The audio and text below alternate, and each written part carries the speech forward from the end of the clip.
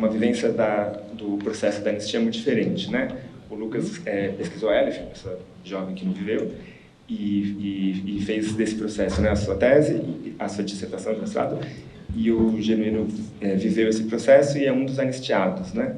Então, eu acho que eu queria começar perguntando se vocês pudessem contar um pouco, você como foi esse processo, como você viveu ele, das disputas e lutas em torno da anistia.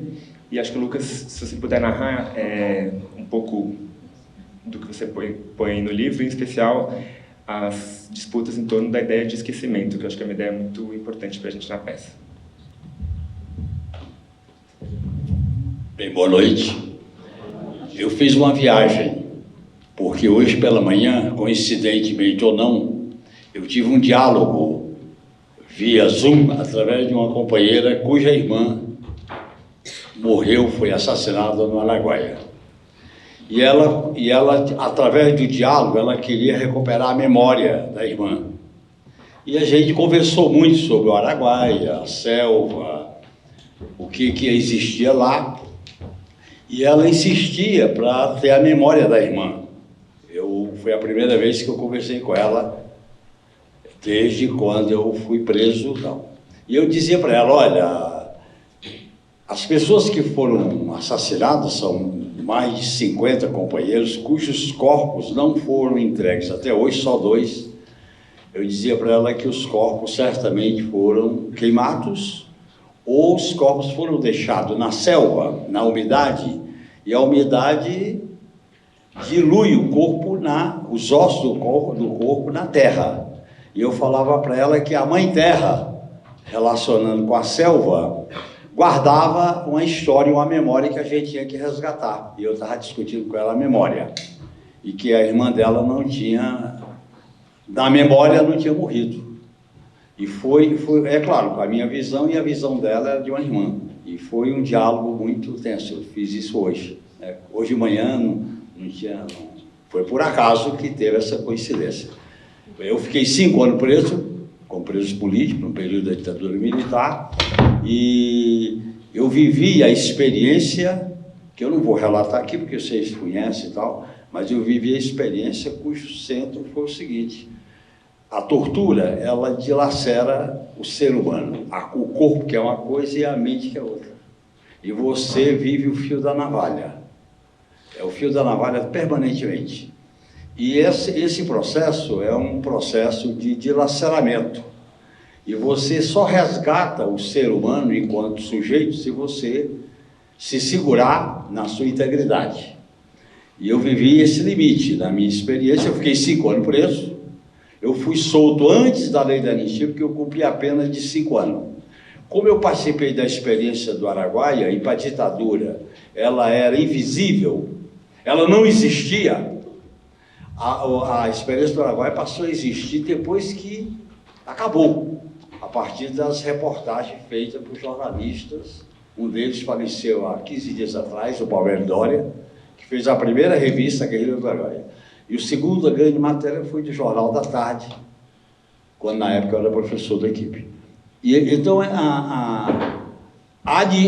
eu participei da luta pela anistia porque eu era ex-preso político. Eu fui solto em 77, eu fui preso em 72 e fui solto em 77. Cumpri 5 anos de prisão e fiquei 1 ano incomunicável. 1 ano incomunicável é que você não tem visita e você fica numa cela solitária. Na prática eu fiquei 1 ano e 1 mês. Que foi, inclusive, terminou aqui no Fundão do Lopes, em São Paulo. E eu convivi depois com os presos políticos no Carandiru. A gente chegou a ser 54 presos políticos. E a gente acompanhou o debate da anistia, com a Terezinha Zerbini, que era o movimento feminino pela anistia, e depois o Comitê Brasileiro pela Anistia. A gente acompanhou o debate. E vocês sabem que a anistia me atingiu porque eu conquistei os direitos políticos com a lei da anistia, porque eu fui condenado e cassação dos direitos políticos. Eu fui candidato pela primeira vez pelo PT, porque os direitos políticos foram restabelecidos pela lei da anistia, depois de 79, quando foi aprovada a lei da anistia. E houve um debate intenso da lei da anistia. E eu participei desse debate como ex-preso político. Eu não podia aparecer muito, porque na época a gente era qualificado, conforme vocês viram aí, com as denominações que as pessoas às vezes tinham medo da gente. Só para vocês terem uma ideia, eu dava aula num cursinho, equipe. Um cursinho com aquelas aulas que a gente tinha que sobreviver dando aula. E a 300 alunos, eu fazia aula show, tinha saído da guerrilha, 5 anos preso, eu estava 7 anos sem estar na cidade, de hora para outra, eu entro na sala de aula. Olha, eu dizia, olha, se eu aprendi a fazer guerrilha, eu vou aprender a dar aula de história. E eu aprendi a dar aula de história. E quando surgiu a primeira matéria grande sobre o Araguaia que apareceu na minha cara, eu entrei para dar aula lá uma segunda-feira à noite, e aí a sala estava anestesiada politicamente. Aí eu comecei o espetáculo e disse, não dá, hoje não dá, você tem que falar sobre isso. E eu vivi essa experiência, porque era a geração Cruzinha, em 78, 77. E eu fui conversar sobre a experiência com eles. E tinha de tudo naquela sala de aula que eu dava aula de história. Eles não sabiam de onde tinha vindo. Eles achavam eu meio estranho, né? As aulas estranhas, porque há 7 anos que eu não estava na cidade. E você vai dar aula em cursinho. E depois eu vivi a experiência de resgatar essa memória. E essa memória, pessoal, é uma coisa muito delicada nessa discussão da lei da anistia. Porque você tem que, como a história do Brasil, e eu acho que vocês colocam muito bem, que é a ideia do esquecimento e da invisibilidade, sempre aconteceu isso. E eu participava de um movimento para quebrar a invisibilidade. Por isso que quando eu saí da cadeia, eu fiz os contatos para divulgar a guerrilha, individualmente. Eu fiz os contatos com as famílias de companheiras e companheiros que tinham sido mortos no Araguaia. Eu fiz os contatos dramáticos, porque a morte não era aceita. Se você sente a morte quando vê o corpo, imagine você imaginar uma morte que você não vê o corpo. A discussão da imagem da memória passou por tudo isso. E como a memória ela é transformadora e revolucionária, porque ela está no presente, e a maneira de homenagear os companheiros que deram a vida por aquilo que acreditava era resgatar a memória e não apenas petrificá-la numa imagem, e eu achei muito interessante isso. E eu vivi, só para concluir, para não falar muito, eu vivi o dilema da lei da anistia, porque pela primeira vez a lei da anistia incluiu a anistia para quem não foi condenado. O que é? A expressão crimes conexos. A lei da anistia incluiu que a gente era contra e incluíram crimes conexos. Os crimes conexos era a autoanistia para os torturadores. Você viu, o chefe deles foi homenageado quando a Dilma foi cassada pelo inominável presidente da República, e isso foi uma batalha. A segunda grande batalha, aí já foi eu como deputado constituinte, e eu acho que é importante na história do Brasil relatar isso. Eu era ex-preso político e tinha assinado um documento histórico que relatou pela primeira vez os métodos, os nomes dos mortos e o nome dos torturadores. Esse documento marcou a história dos presos políticos aqui de São Paulo, que era 54 presos. E esse documento saiu da cadeia clandestinamente. A gente tirava ele em maço de cigarro, tirava o cigarro de filtro e botava o papel seda. Foi uma operação para tirar o documento. E quando eu fui deputado federal pela primeira vez pela bancada do PT, antes da Constituinte, Ulisses Guimarães era... E foi um diálogo interessante, que eu fiz muita comparação com o que eu vi na peça. Ulisses Guimarães era o presidente da Câmara, liberal típico. E eu entrava no parlamento vindo da guerrilha. E eu peguei o pinga-fogo e transcrevi o documento nos anais da Câmara. E aí eu fui para o gabinete, ele me chamou e disse: você cutucou o leão com vara curta. O pessoal da Arena quer caçar seu mandato porque você registrou um documento que é apócrifo. Eu disse: não, eu assinei o documento, a nova república existe, o Sarney assumiu em definitivo, com a morte do Tancredo, e os direitos políticos foram restabelecidos. Eu não posso ser caçado. Aí olha o espetáculo. Ele disse: então eu vou botar 2 pessoas para lhe responder, mas não são barra pesada. Um ex-companheiro, que é advogado preso político, vai lhe responder para dizer que não é hora de revanchismo, que era o Aécio Soares, um grande amigo meu até hoje. E o outro é o Pimenta da Veiga, que vai lhe responder que não é hora de mexer com torturadores. Eu disse: tudo bem, mas eu falo, eles falam, eu falo, eles falam, eu falo. Aí ele disse, mas tudo tem que acontecer num único microfone para não ter provocação da arena. Eu aceitei, tudo fica no microfone da esquerda. Aí eu disse para ele, mas eu tô pedindo esse registro em nome da memória. Não é um problema meu, é um problema que eu estava lá, como preso político, assinei o documento e estou aqui como deputado e tenho imunidade, porque a nova República estabeleceu a imunidade, apesar de eu não ter participado do colégio eleitoral. Ele sabia de tudo isso. Aí eu disse, eu quero que o senhor responda se vai registrar ou não, porque eu quero documentar. Aí ele disse, vamos fazer um acordo? Você não pergunta, mas eu vou registrar o documento, daqui a 15 dias eu registro o documento. Foi assim que eu consegui registrar nos anais da Câmara, em 85, antes da Constituinte, o primeiro documento oficial sobre métodos de tortura, sobre torturadores, a famosa lista dos 232 torturadores, encabeçada pelo Usta. Isso foi um momento específico. A outra questão, aí eu termino, viu? Foi quando eu era constituinte, houve uma disputa muito radicalizada se a tortura era considerado crime imprescritível. Havia a seguinte discussão: a tortura é crime inafiançável, insuscetível de graça e anistia. Aí nós, os progressistas, a esquerda, o PT, o pessoal do PMDB, até o Mário Covas, que era líder do PMDB, nós incluímos a palavra imprescritível.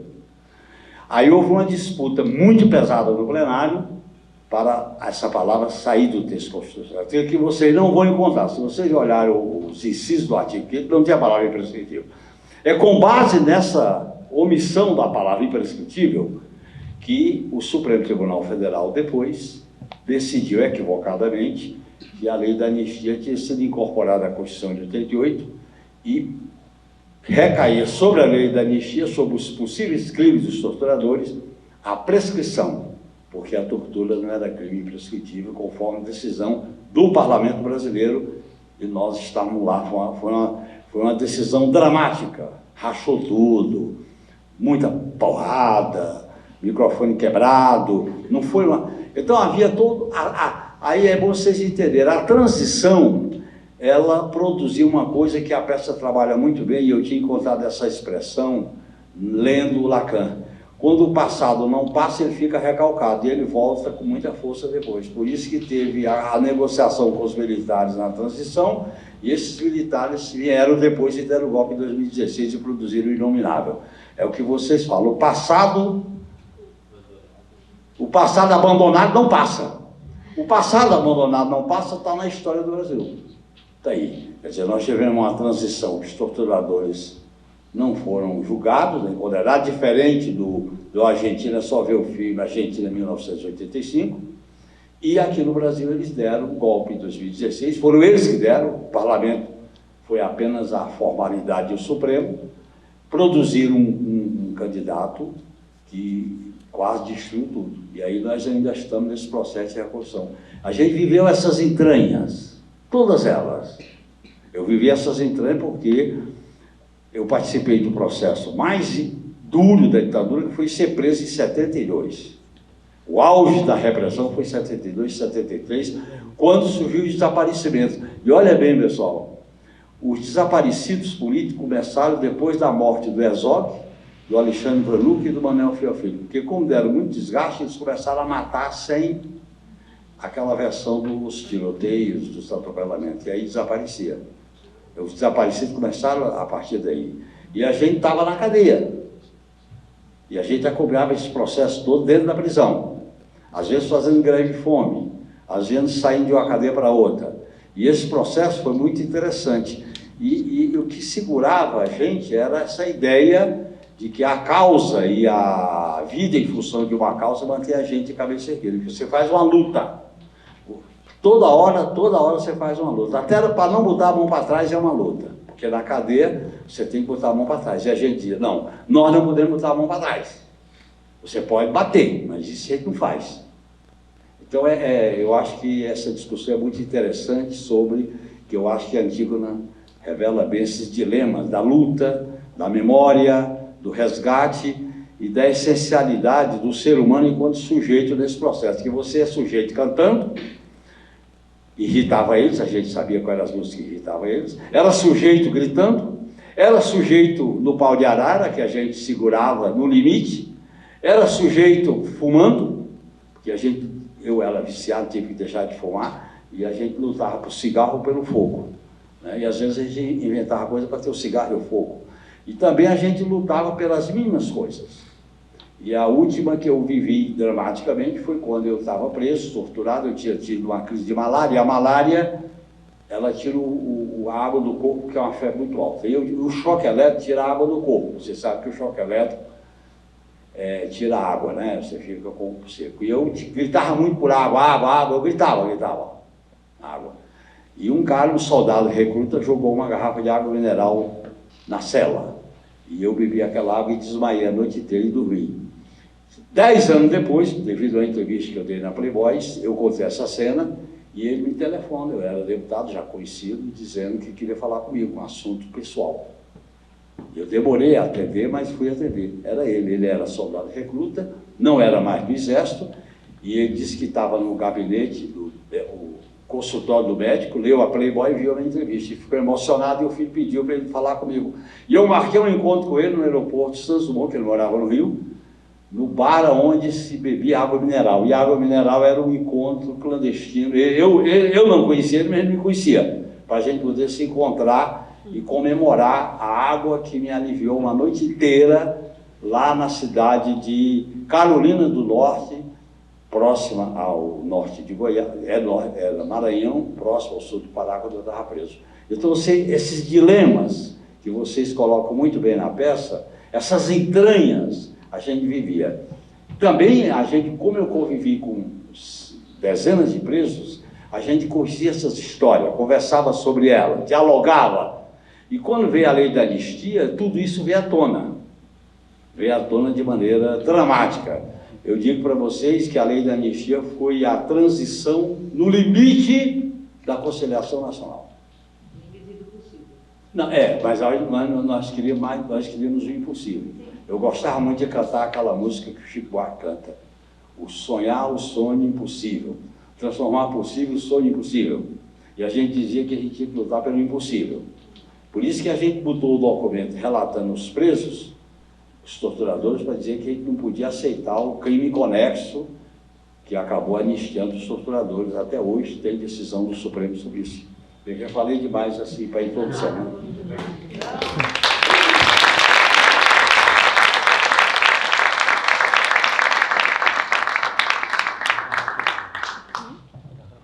Boa noite a todos e todas.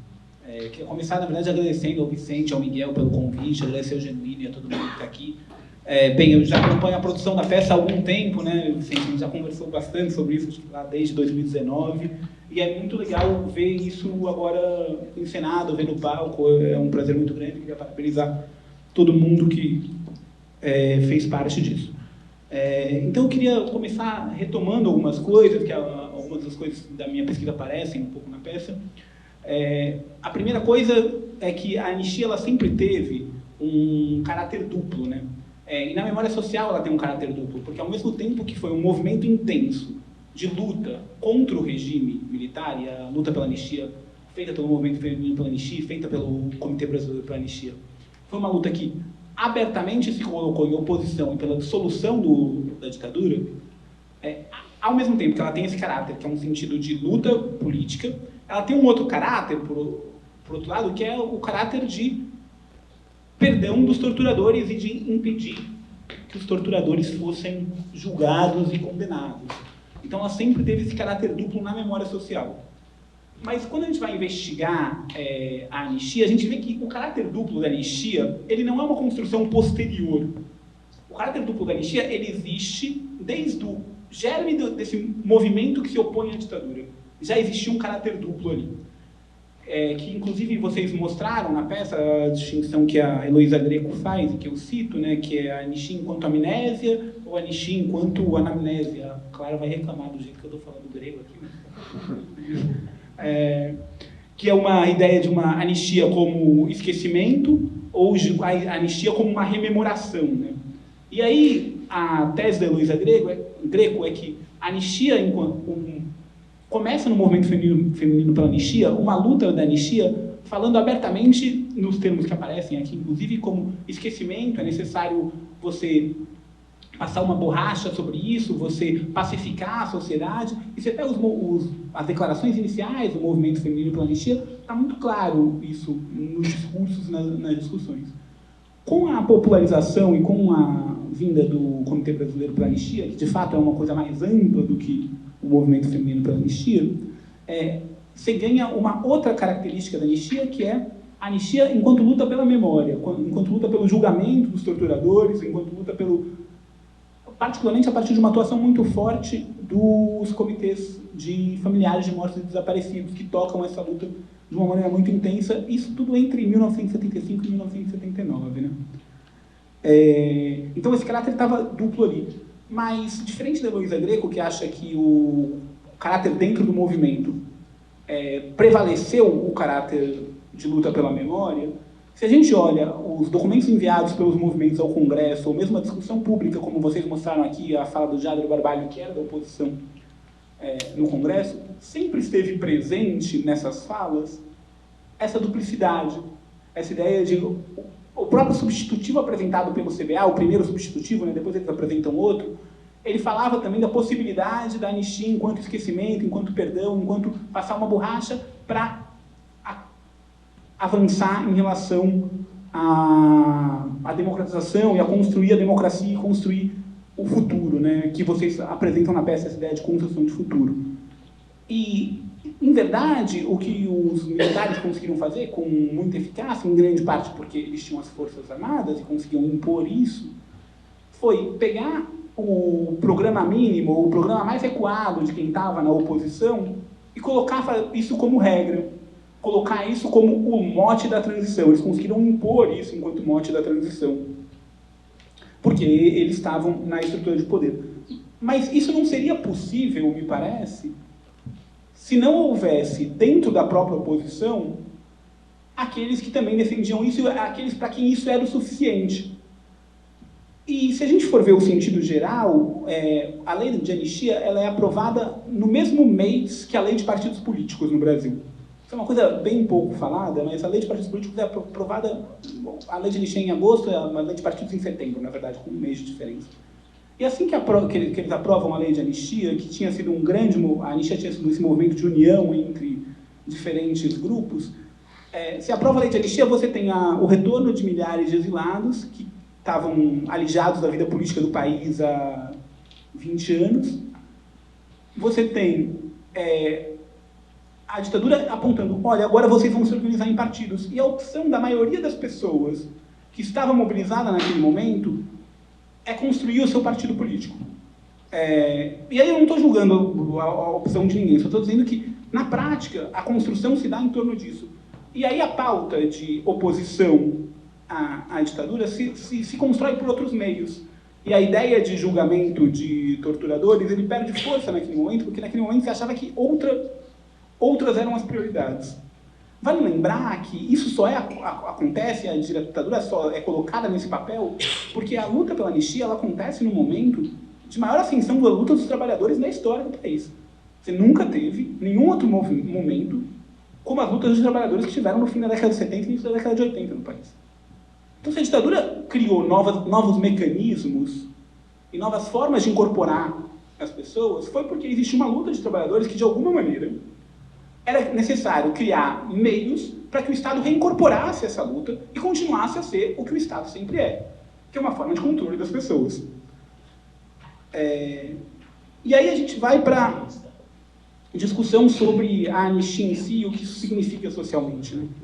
Porque, se a gente for ver, é completamente extravagante juridicamente dizer que um crime conexo, que tortura é um crime conexo.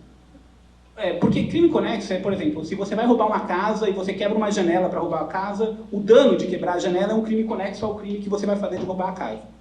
É um crime que é conexo a um outro crime que você vai cometer. A tortura não é nada disso.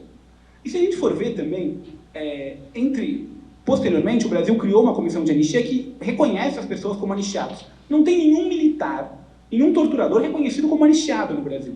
Então, juridicamente, se a gente for ver na letra dura da lei, não tem nenhum torturador reconhecido como anistiado. Mas, socialmente, é isso que eles são. Eles não tiveram nenhuma condenação, não foram condenados. Não foram condenados. Então, socialmente, quando o Gilmar Mendes fala no voto vogal lá dele, que é o que fecha o voto do Supremo, acompanhando o relator, que era o Eros Grau, da lei de anistia, que socialmente a anistia foi lida como conciliação e como pacificação, ele tem razão. A anistia foi lida assim, ela foi feita assim. Juridicamente, isso é um absurdo? Claro que é um absurdo, não tem uma base jurídica, mas socialmente foi isso que foi feito. Então, o Estado ele se adapta a isso, e ele cria isso, né? E ele cria essa figura de conciliação e de pacificação. E é interessante a gente pensar nessa figura de anistia, porque a palavra de ordem sobre anistia, ela reapareceu com muita força nos últimos meses. Acho que todo mundo acompanha aqui essa discussão sobre anistia, ou, na verdade, sobre sem anistia.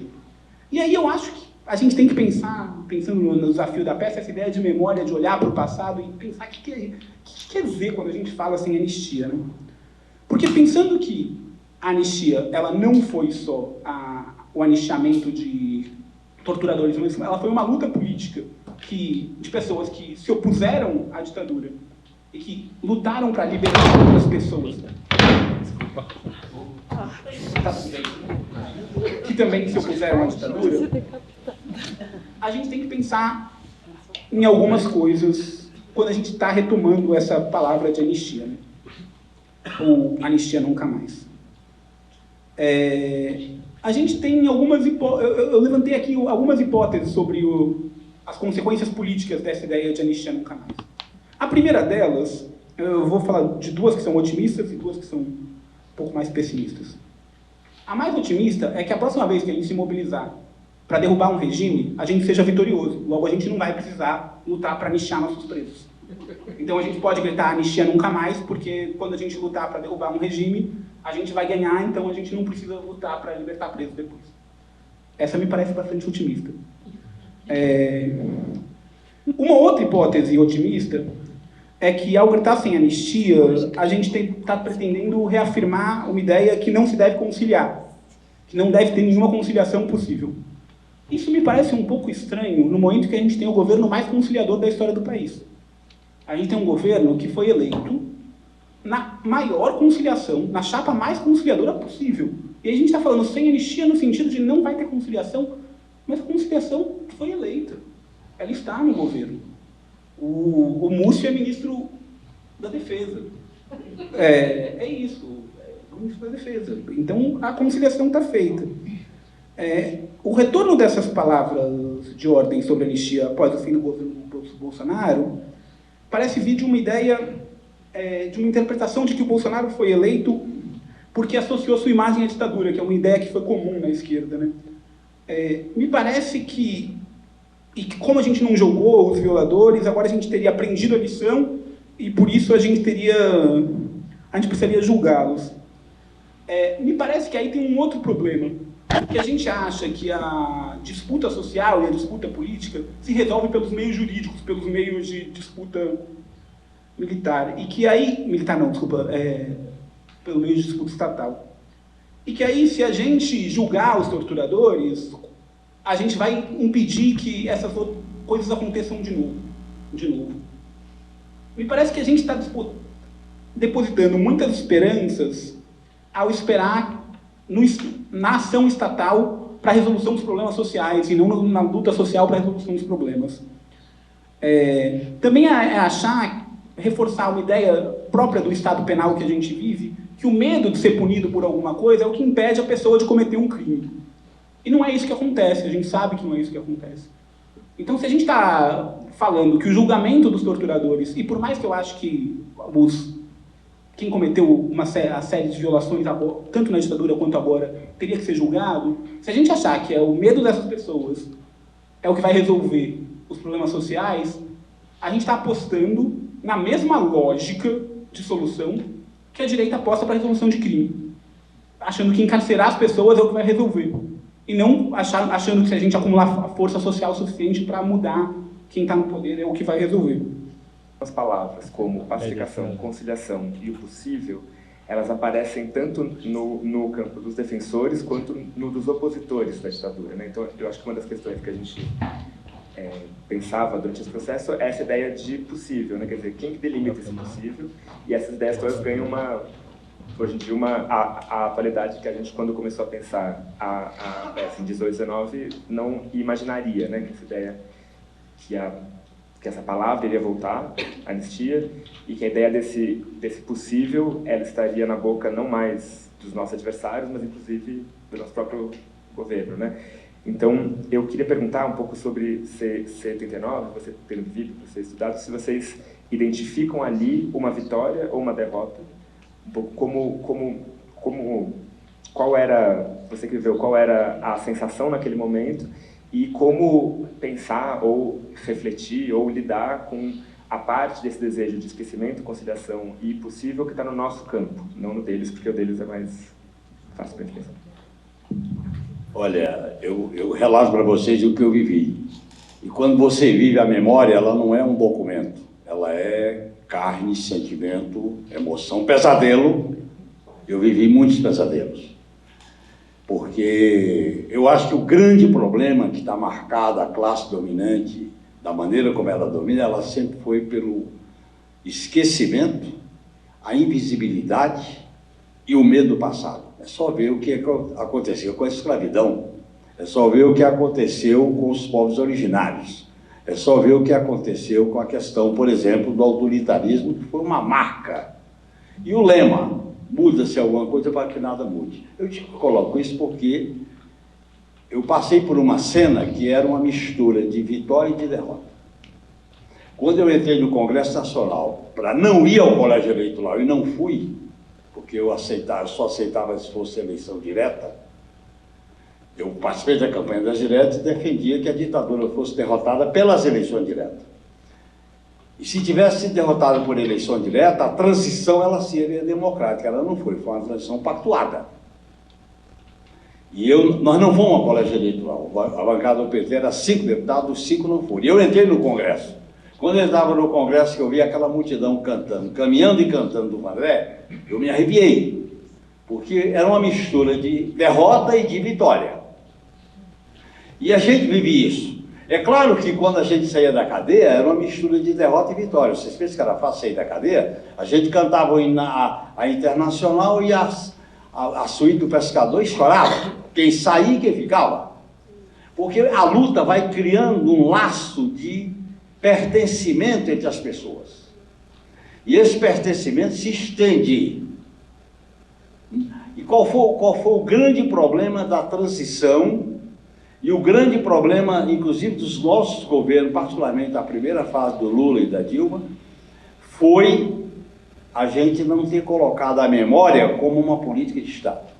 A Comissão Nacional da Verdade foi uma primeira grande tentativa. Pela primeira vez, o Estado brasileiro, desde quando foi formado, fazia uma comissão para investigar seus mortos, seus crimes do Estado. Mas o que faltou?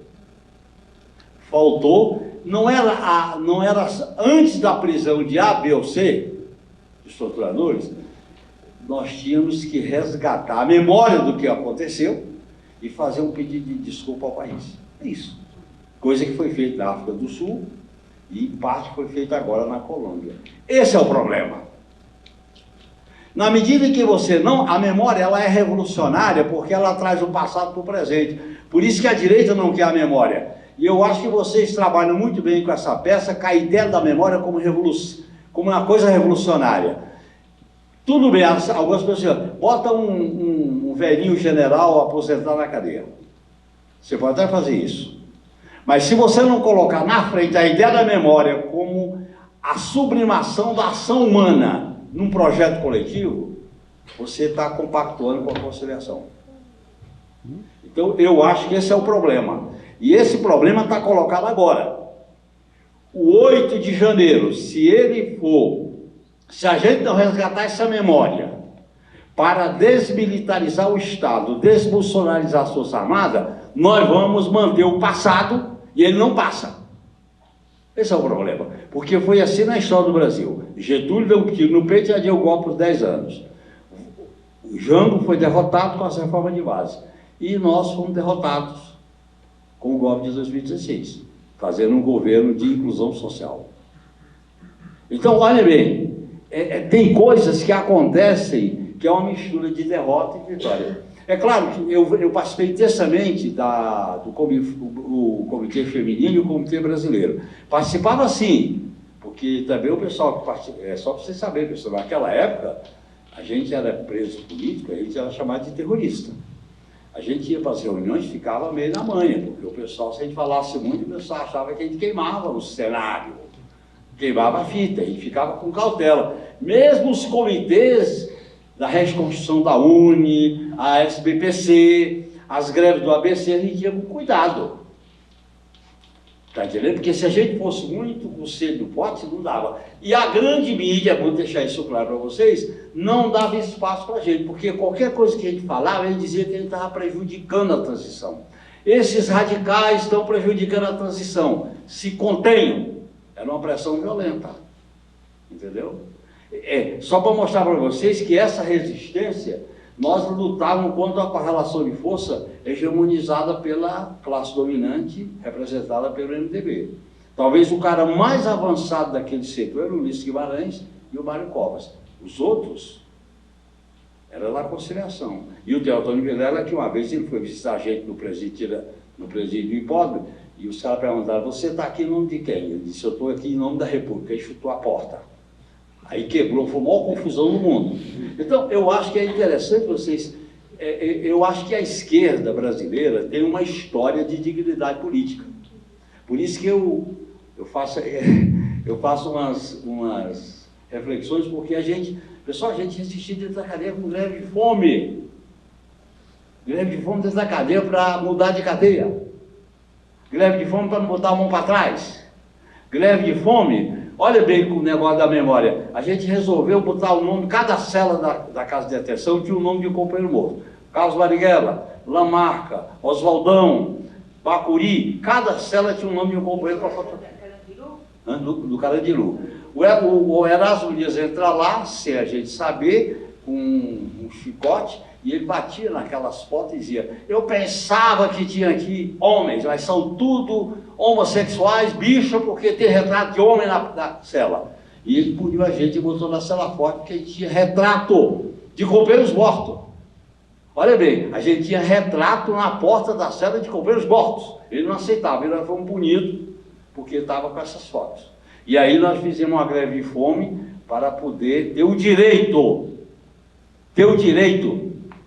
de ler, de botar as fotos, de sair da cadeia e fazer exame de corpo de delito. Era a reivindicação nossa. Se você tira um daqui, a gente falou com o coronel, você não entende desse negócio de preso político, você está aqui cuidando dos presos comuns, o cara da detenção. Então é o seguinte, se sair alguém de nós aqui, você faz o exame de corpo de delito e guarda na cela, guarda na gaveta. Ele disse, é bom porque se acontecer alguma coisa, não sobra para mim. Era dessa maneira que a gente tinha uma resistência dentro da cadeia.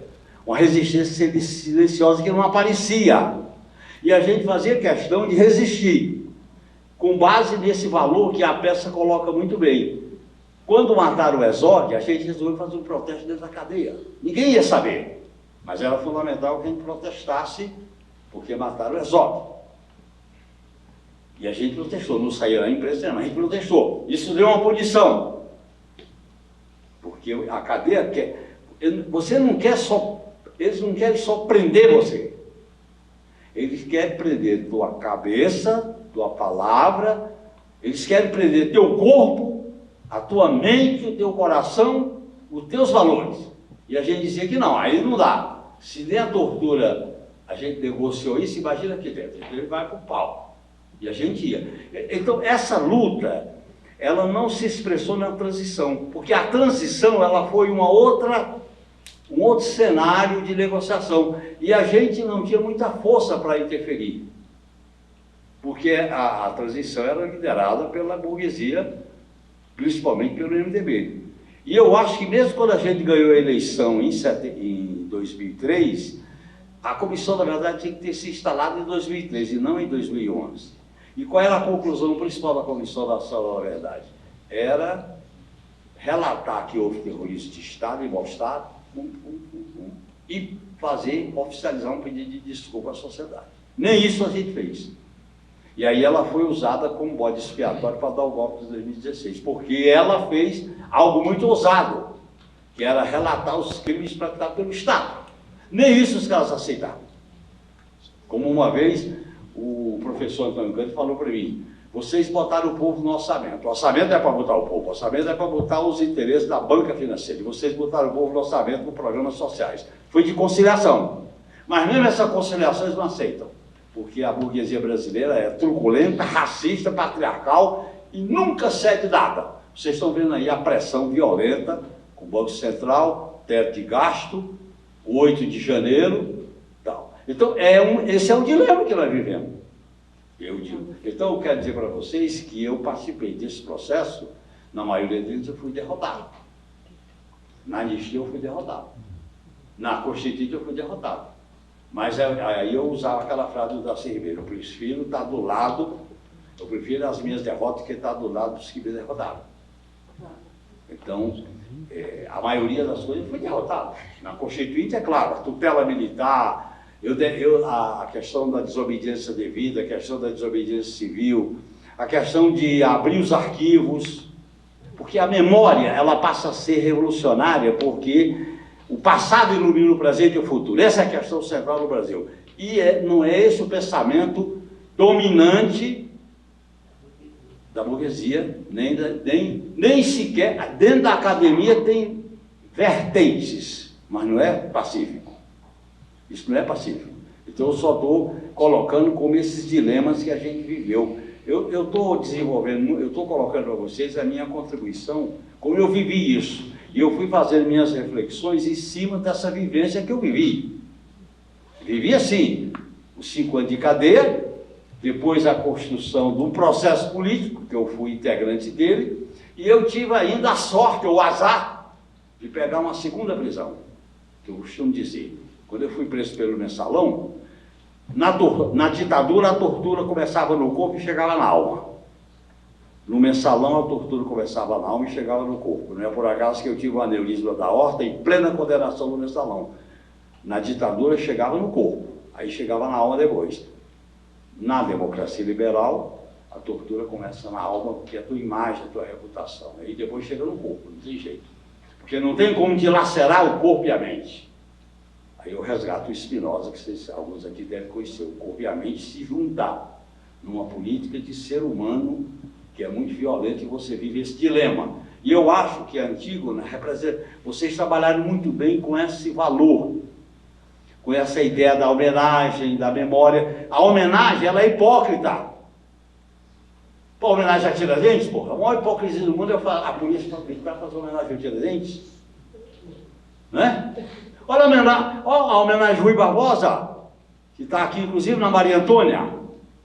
O Rui Barbosa mandou queimar os arquivos dos quilombos, porque pegava mal para a história do Brasil, a história dos negros. É a invisibilidade que marcou a história desse país. Nós temos que quebrar com isso. Isso é uma revolução de corações e mentes que eu espero que a gente... E eu estou muito comprometido com ela. Eu estou comprometido radicalmente. Eu não quero cargo, eu não quero adereço, nem quero ostentação. Eu vivi isso. Eu quero agora o chão, as ruas, essa terra que produz energia, força, que é o povo onde vive, onde anda, os seus sonhos, as suas angústias, as suas frustrações, para construir outro país. Porque eu nasci desse país como filho de camponês, imaginava a ascensão social, resolvi fazer uma opção e a gente vive esse dilema. E eu acho que vocês colocam muito bem a peça, esse dilema materializado na memória, na Antígona, que eu achei muito bem colocado isso aí, porque está muito vinculado à história da dignidade das pessoas que não se curvam, como diz um grande escritor que é o Victor Sérgio.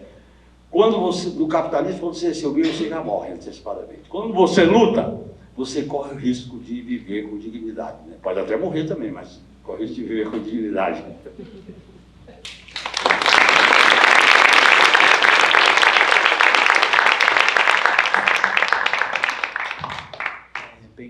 Então, sobre a anistia ser uma vitória ou uma derrota. Me parece que, socialmente, em 79, é claro que ela... me parece claro, pela documentação histórica, que ela foi lida como uma vitória. E, gente, se a gente pensa assim, são 30 mil pessoas voltando para o país. É muita gente voltando para o país, é muita gente. É claro que tem uma comoção social gigantesca. As pessoas organizam eventos no aeroporto para receber, e aí isso é amplamente coberto. E as pessoas veem as pessoas sendo carregadas no braço dos outros. É uma felicidade contagiante.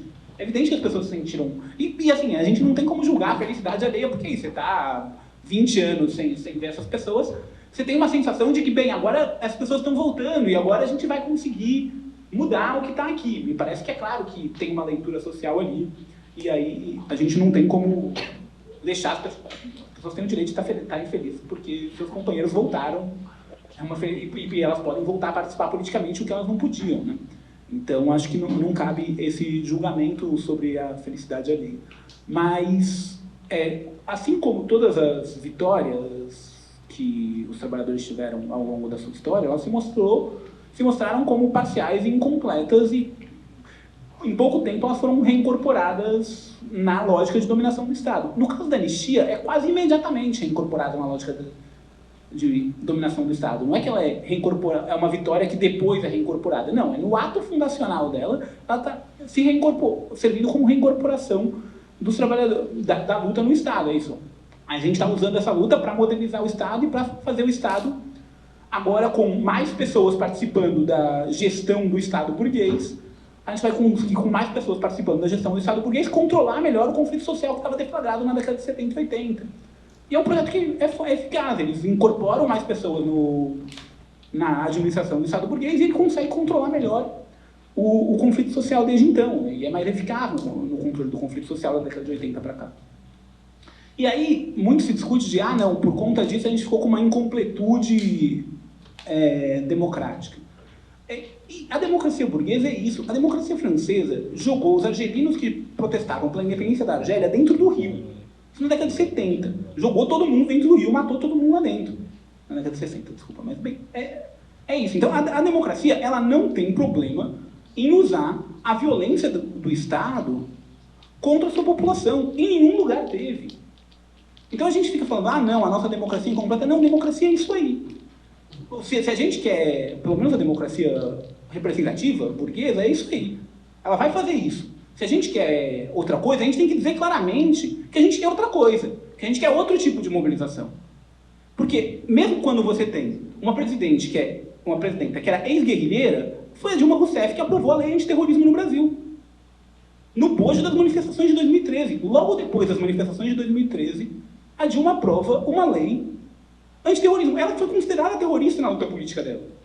E que é uma luta muito digna, mas foi ela que aprovou a lei antiterrorismo no Brasil.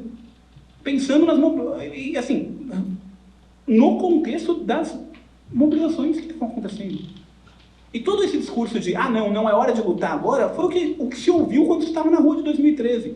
Não, vai desestabilizar o país, vai causar o caos no país. Toda vez que os trabalhadores se mobilizam, quem está no poder tem o mesmo discurso.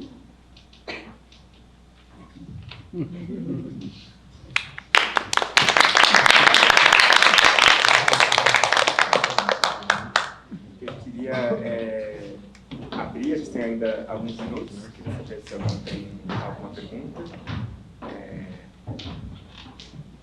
Quer falar alguma coisa? Acho que pode fazer talvez algumas e aí depois volta para isso. Eu vou me dirigir para o feminino. Eu tenho algumas curiosidades. Por que você não faz hoje um trabalho mais de divulgação da sua história, do seu compromisso com este país, que eu sei que é imenso dentro de você? E eu queria te perguntar, assim, uma coisa que é a curiosidade. Existem celas e celas, né? Existem celas que houveram mais mortos e celas que foram mais amenas. Mesmo no tempo que você ficou preso, enfim, que outros companheiros também ficaram presos. Você fala um pouquinho sobre isso?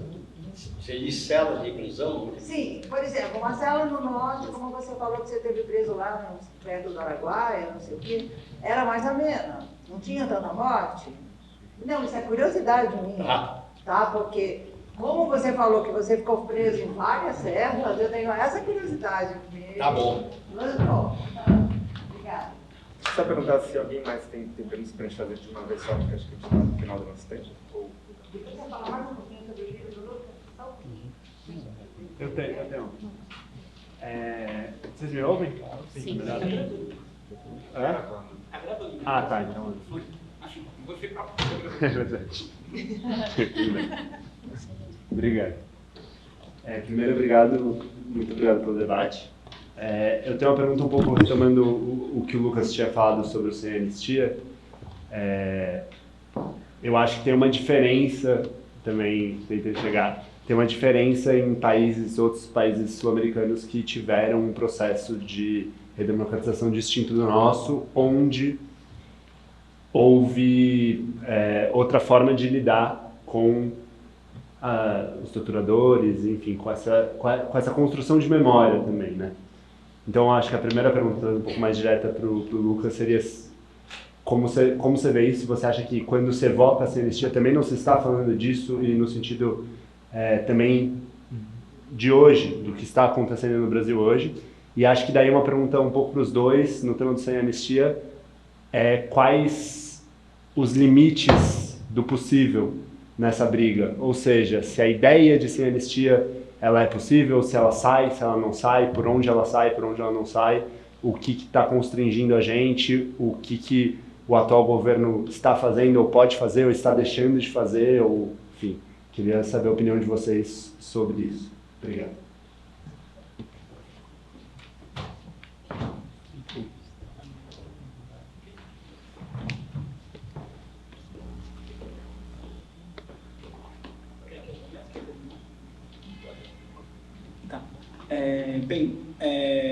Primeiro eu vou falar brevemente.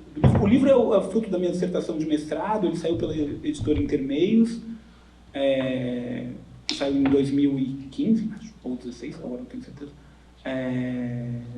Está disponível no site da editora, se alguém quiser. Tem o prefácio do Paulo Arantes também, falando sobre... O Paulo Arantes relaciona o que eu falo sobre a luta de 2003 e aparece também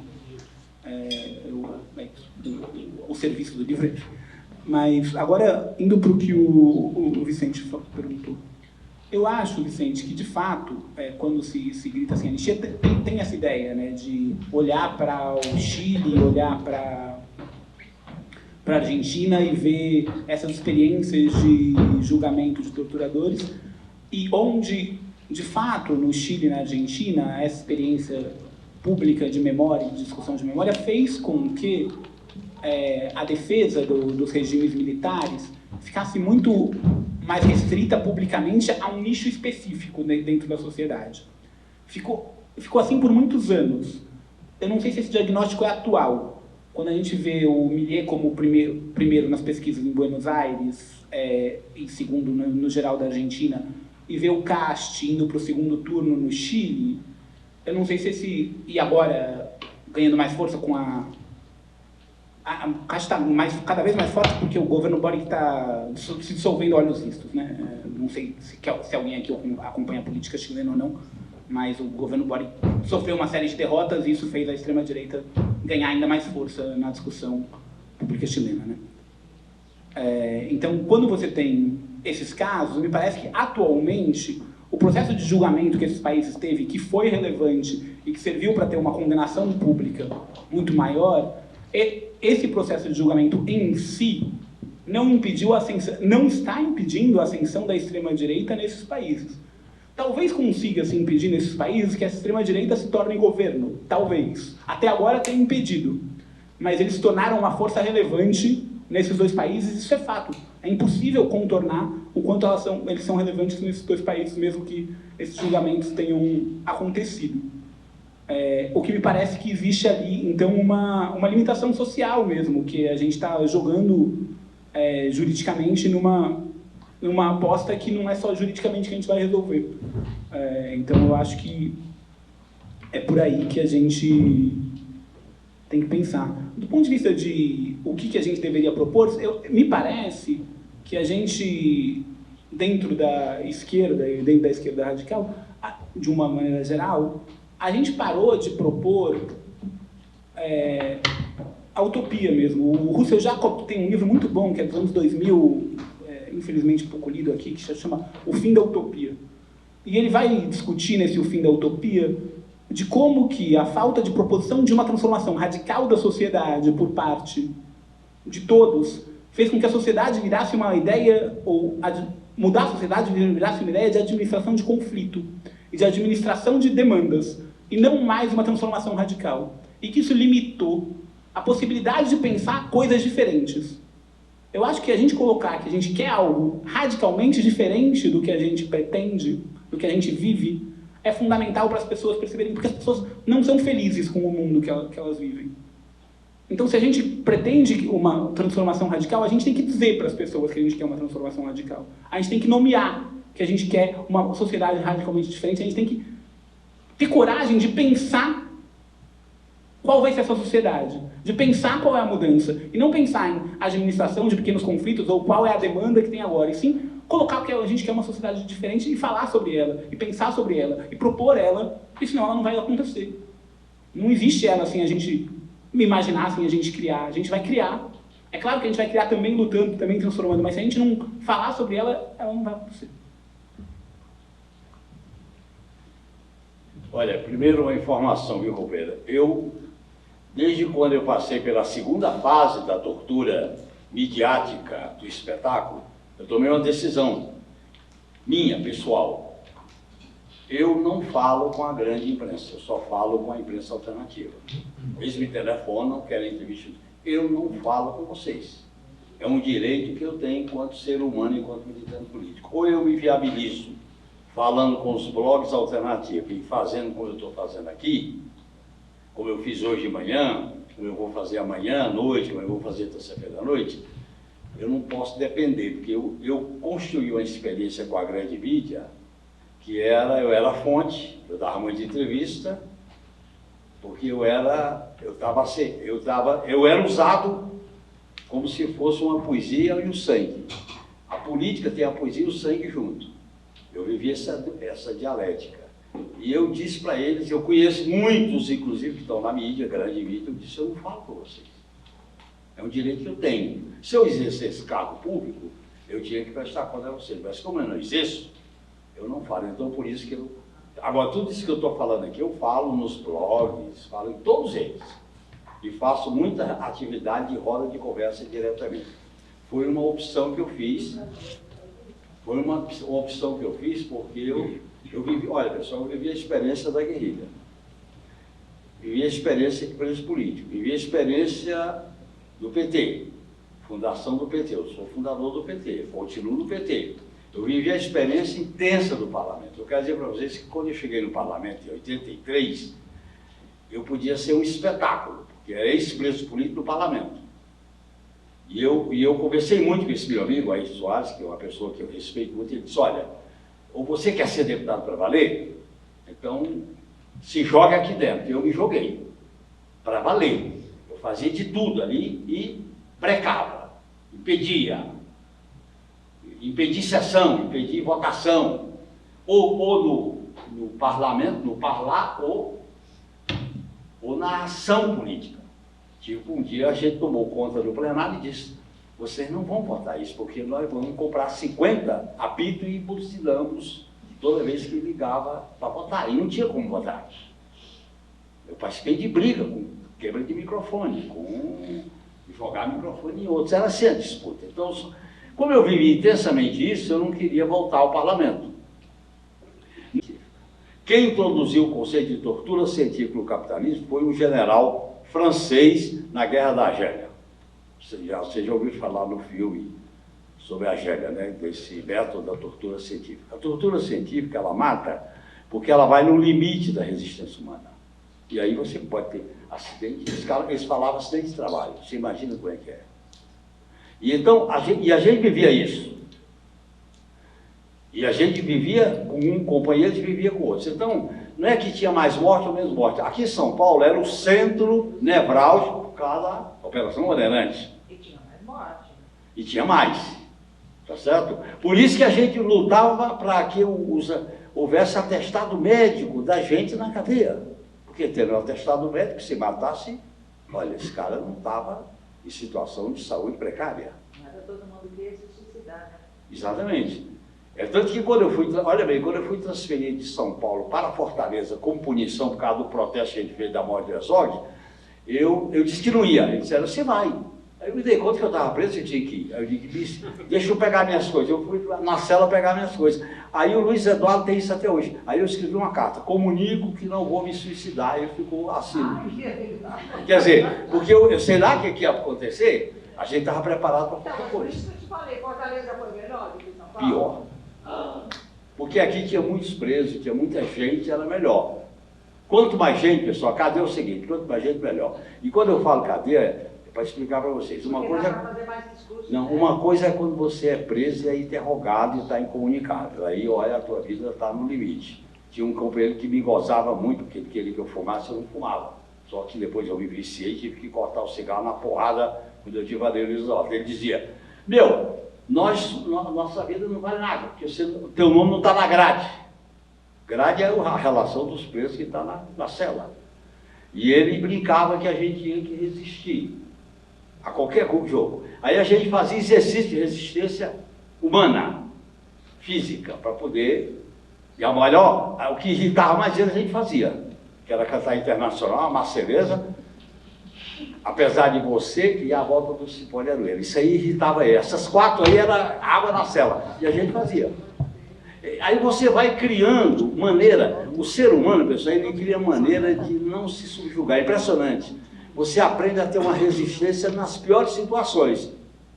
De solidariedade e de resistência. Então, por isso que tinha mais morte em alguns lugares. Porque a partir de 73, eles passaram a desaparecimentos. Quer dizer, não era mais a morte assumida, era desaparecimentos. Porque as mortes assumidas causavam muito desgaste. Sobre a sem anistia, eu acho que o cenário agora é bem diferente, pessoal. Aquela palavra de ódio que eu concordo, de sem anistia, é o novo governo não pactuar com os bolsonaristas e os golpistas. Nesse sentido, que é correta a palavra. Mas não é bem... Não podemos igualar com aquilo que aconteceu. O que aconteceu naquela época era uma ditadura, que matava, que censurava, que caçava. E que a minha geração só tinha 3 opções. Eu estava explicando para a mãe da companheira que morreu no Araguaia, só tinha 3. Ou ia para o exílio, ou ia para a clandestinidade pegar arma, ou ia ser preso em casa. Não tinha uma quarta. Não tinha uma quarta.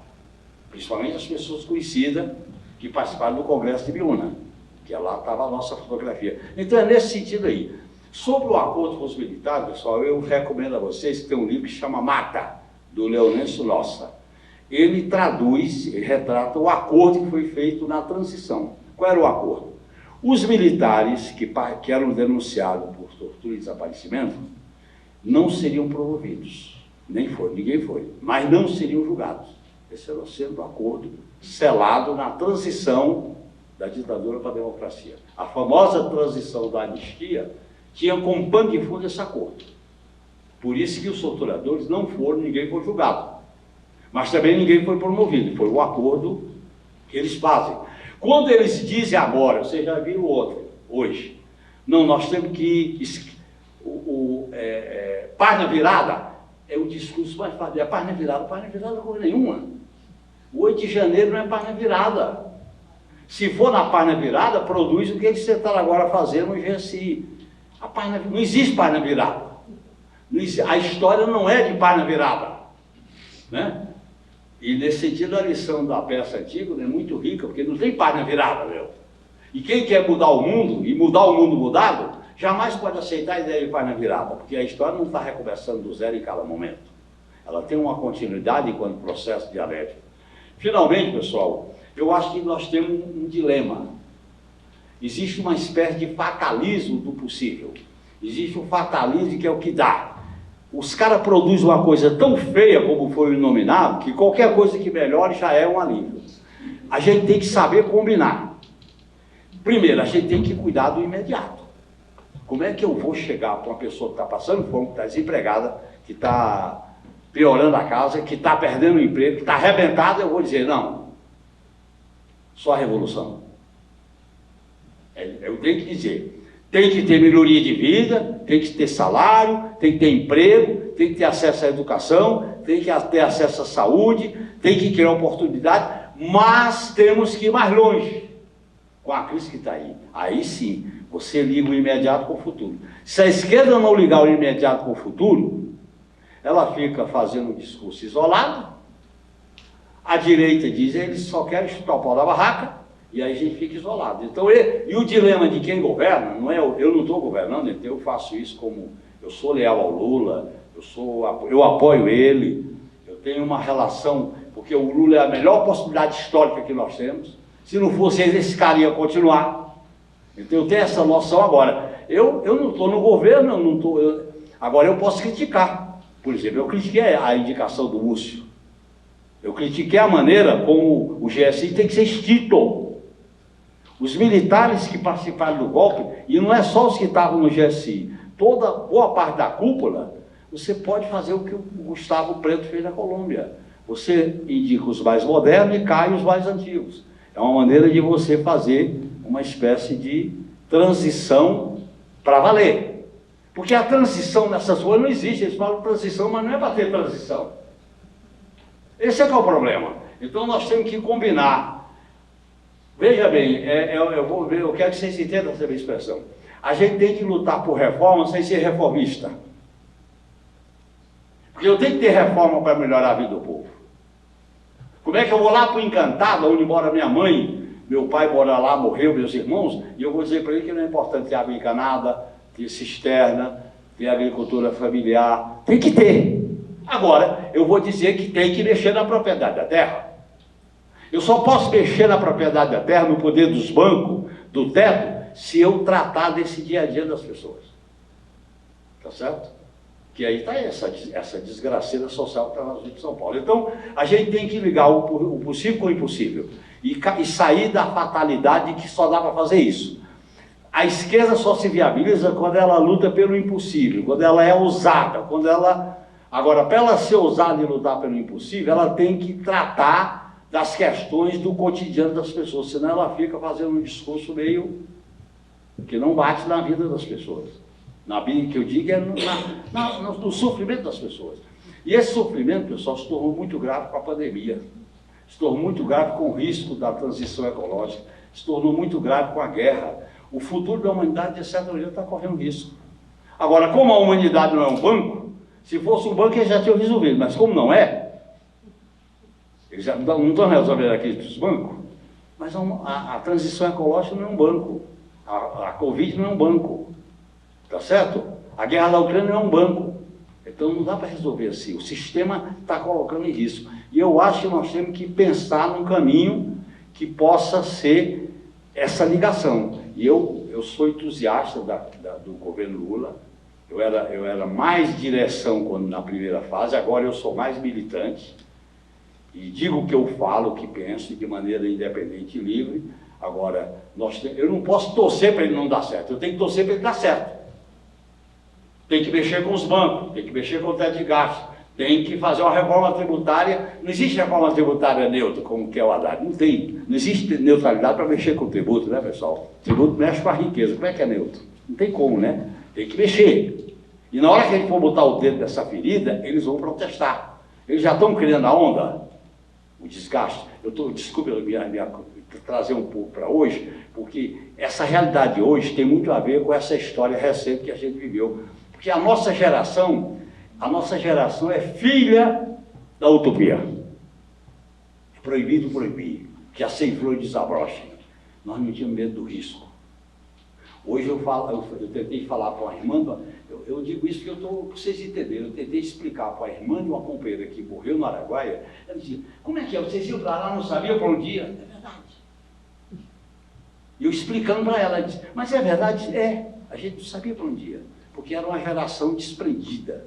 A gente queria fazer uma revolução no mundo. E olha o que aconteceu. Agora, isso foi legítimo. Então, eu acho que nós temos que ser protagonista de essas coisas grandiosas, generosas, afetivas, amorosas. Nós temos que falar da barriga e da mente, do coração. Nós temos que tratar o ser humano, não é um ser carente de comida, de emprego, mas é carente de afeto, de amor, de solidariedade, de dar o aconchego. Nós temos que ter um discurso que una as pessoas. E eu acho que é dessa maneira que a gente resgata, viu, companheiras da peça, o sentido assim tão bonito que vocês tentam passar nessa leitura da Antígona. Muito interessante, porque vocês resgatam essa ideia da resistência, do universal, porque a luta é isso, pessoal. Se você lutar só por resultado, você está frito. Aí o resultado não veio, você cai na depressão, no niilismo e no baixo astral. Não dá. Muito obrigado.